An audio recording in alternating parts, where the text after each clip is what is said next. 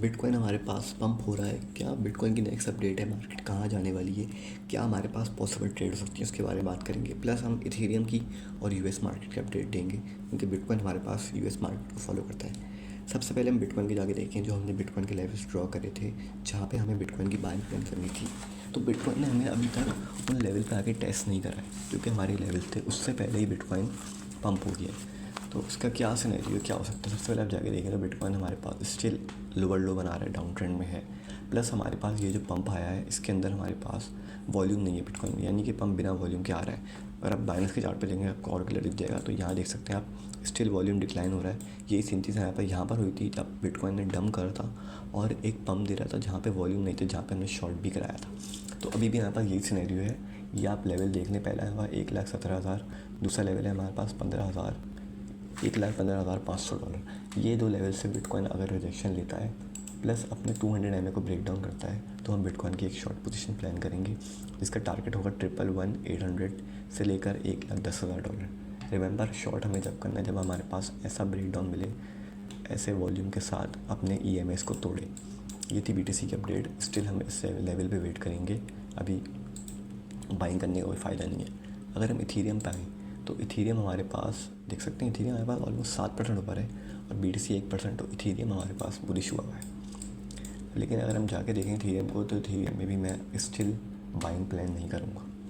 अगर मुझे बाइंग करनी है तो मैं इथीरियम के नीचे अगर लेवल्स पाने का वेट करूँगा, और अगर मुझे ट्रेड भी खोलनी है तो भी मैं अभी भी बाइंग नहीं करूँगा, क्योंकि इथीरियम ने कोई सिग्निफिकेंट डंप नहीं लिया है। ऑलमोस्ट 13% का डंप है इथीरियम, जो कोई बड़ी बात नहीं है। स्टिल इथीरियम भी हमारे पास डंप कर सकता है अगर अपने इस लेवल को तोड़ देता है, वो $3,500, क्योंकि इथीरियम ने हमारे पास कोई सपोर्ट तक बाउंस नहीं करा है, अपने 200 MA तक भी नहीं आया ये।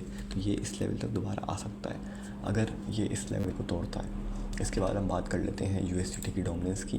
तो ये भी हमारे पास एक सपोर्ट के पास आ रही है, जहाँ से इसका एक पुल बैक बन सकता है और अपनी डेली ट्रेंड लाइन को प्लस 200 MA को जाके टेस्ट कर सकती है।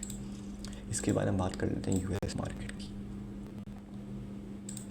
अगर हम SPX को जाके देखें तो SPX ने एक ऊपर की साइड गैप बना रहा था, जिसको मैंने बोला था कि फिल होगा, अपने ग्रुप पे बताया था, जिसकी वजह से बिटकॉइन में भी पंप आ सकता है।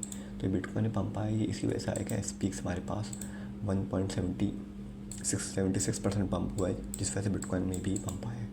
लेकिन अगर हम SPX को जाके देखें तो इसकी जो इंपॉर्टेंट सपोर्ट है वो है हमारे पास $6,000।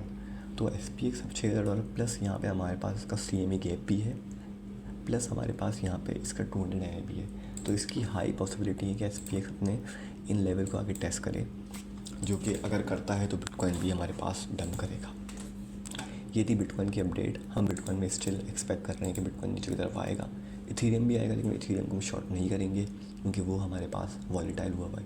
प्लस US मार्केट भी हमारे पास इंडिकेशन दे रही है डंप करने की, हमें इस पर नज़र रखनी है। जब मार्केट ओपन होगी ऑलमोस्ट पाकिस्तानी टाइम 7 साढ़े 7 बजे, बिटकॉइन का हम शॉर्ट ले सकते हैं। अगर बिटकॉइन हमारे पास रिजेक्शन लेता है, ये वाला शॉर्ट मैंने अपना क्लोज़ कर दिया था, जो कि हमने 1,18,000 से लिया था और हमने इसको होल्ड करा $1,11,600 तक।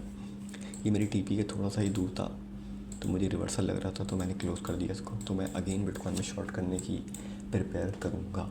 इथीरियम का मेरा शॉर्ट पहले बंद हो गया, तो उसके इथीरियम को दोबारा शॉर्ट नहीं करूँगा मैं, क्योंकि इथीरियम ज़्यादा अभी बुलिश हुआ है। व्हाट्सएप चैनल ज्वाइन कर लीजिएगा, कमेंट में लिंक है, वहाँ से आप ज्वाइन कर लें डेली अपडेट्स।